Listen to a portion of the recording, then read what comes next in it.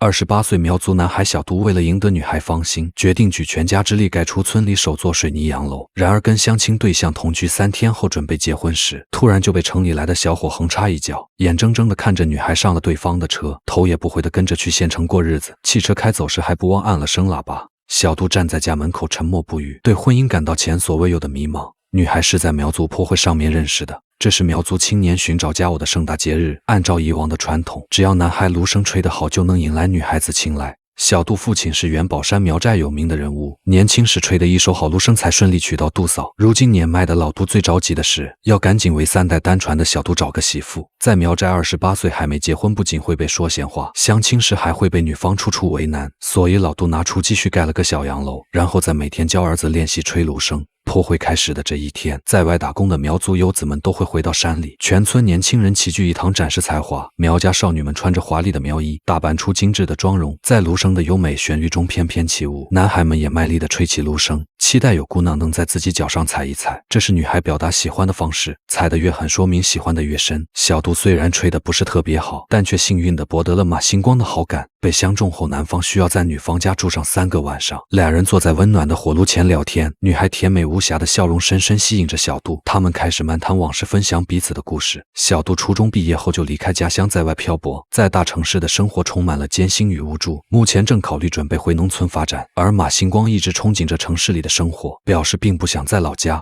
虽然各自对未来有不同的看法，但两人之间还是会像情侣一样漫步在青山绿水间，谈笑风生。然而正当小杜觉得婚姻大势有着落时，马星光却提出了离开乡村的决定。没多久，一辆小轿车就开到了村门口，他毫不犹豫带着行李就上了新男友的车。小杜心头涌现起对爱情的百种疑惑和无奈，老杜也坐在田间沉默不语。他想不明白为什么现在娶老婆这么难。小杜都快30岁了，自己心里也着急，但如今苗寨里男多女少，女孩们见识到城市的繁华后，基本都不愿意回来过农村生活，哪怕有栋小洋房也无法留住他们的心。后来小杜将目光转向了村口卖米粉的老板娘，这个女人叫马海鲜，曾经在城里有过一个男朋友，但未婚先育后男的却消失了，无法维持生计的她只能带孩子回老家。小杜没有嫌弃马海鲜单身妈妈的身份，经常过来照顾生意，寻找机会聊天。可没想到不止她一个人盯上了老板娘，在这里每天都有好几个追求者找上门，然而马海鲜却一个也没有看上。几个男想把我灌醉，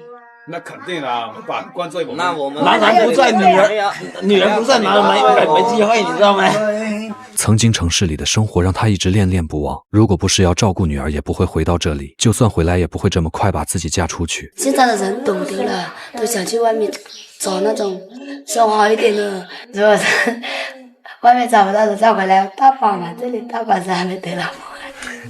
看到了城市繁华景象的人不会甘心回归平淡，马海鲜决定要再去城里寻找心中向往的生活。几天后，他将年幼的女儿放在老家，独自踏上了追求幸福的道路。小杜的恋爱就这样还没有开始就无疾而终。他黯然神伤地坐在已闭门停业的米粉店前，深深体会到农村婚姻市场的严酷现实。穷困以及家庭条件是阻碍爱情的一道深沟，只要拥有大城市的房子和车就能彻底跨越过去。小杜对着地图仔细的研究，最终决定去深圳搞钱找老婆。当年刚满18岁的小杜就去过广东打工，但经过多年努力却还是毫无成果。如今再次回到这个繁忙喧嚣的都市，他心中又升起了茫然无措的感觉。来到这也只能像当年一样进场，再次坐在熟悉的流水线上。小杜没有任何的生疏感，反而凭着心中的那股子劲拼命干活，随即很快就引起了领导的赏识，不久后也被提拔成为组长。虽然工资涨了，工作也轻松了，但小杜依旧还是个流水线上的打工仔。那些长相靓丽的女孩根本不会多看他一眼，梦想和爱情对他来说遥不可及。于是他经常和住在深圳的画家老黄聊天，老黄每年去苗寨画画都会选择住在老杜家，时间久了俩人就成了朋友。相比于年轻人向往都市的繁华喧嚣，老黄更加喜欢农村的宁静祥和。他劝说小杜，与其在流水线上枯萎，不如回到老家发展乡村事业。城市的生活成本太高，不是你久留之地。譬如一套房子，你就不要说去买，我就给你住，你都付不起这个成本。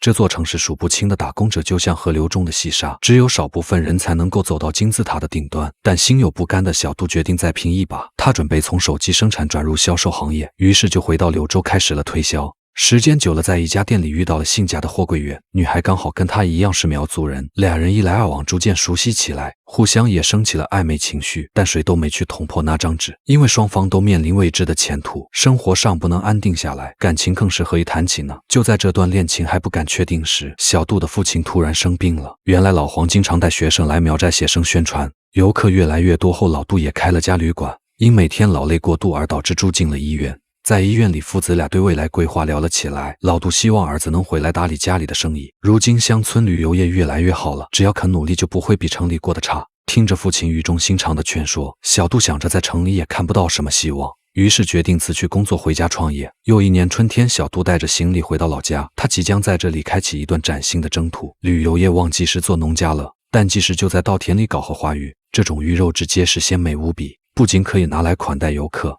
还能卖些出去宣传家乡美食。他先是在田里掏了几个鱼窝，接着将6条公鱼和1条母鱼放进去，这样就能大大提高孵化鱼苗的概率。然后将小鱼苗放入稻田中自由生长，只需等待几个月就能打捞上来吃了。为了将更多原生态美食发扬出去，他还专门修建了索道前往山谷里，这里没有人居住，可以放养走地鸡，自然生长的鸡深得消费者宠爱，几乎到了供不应求的地步，甚至已经远销到全国各地。如今的小杜还花了5万购置台二手车，他早已忘记当初买车是为了娶媳妇的想法，车在手里其实只是个运输货物的工具而已。不过有了车以后，也渐渐的自信起来，每次到柳州市去送货时可以去看望小贾。在他坚持不懈的追求下，俩人终于确定了关系。此后的生活也开始越来越好。冬天时，画家老黄邀请老杜一家来北京参加中国美术馆举行的画展，巨幅画作里是元宝山的山水景色，其中老杜的身影也在上面，这是大山深处最真实的画面，也是城里人对大山向往的写实。画展结束后不久，老黄就带了一批北京的贵客来此，老杜也和全村人用苗族最高规格的礼仪迎接，他们共同商议要将大山最原本的面貌保持下去。从前为了娶到媳妇不得不建的水泥房，在这绿意盎然的大山里却显得格外丑陋，不仅最后没有让女孩子留下来，相反还影响环境，阻碍了旅游业的发展。盖起来我都不告诉我，你画这个他在柳州郊区画不得嘛，跑这么远的嘛。你看这种东西人家就没得的，你看这个就没动了，这种都千万不动，以后把这一出来搞成一个景点，所以钱都不是问题，关键你要心里面要明白。这次村里得到了很大的投资，将这些钢筋水泥的房子改造成原本古色古香的木楼。为此，小杜承包了一个15万的绿化改造项目，在寨子周围种下了许许多多的树苗，绿水青山才是真正的财富。从此，原本的小山村成为旅游景区，吸引来了更多的游客。很多年轻人不用在外面奔波劳累，大家都纷纷陆续回乡发展，有了不错的收入就能在家结婚生子。小杜也跟小贾领取了结婚证。2013年，他们迎来了新生命。经过这次乡村振兴带来的成功，相信将来他们的孩子不会去羡慕城市生活，这里的人会以身为故乡人为荣，为这片美丽的土地而骄傲自豪。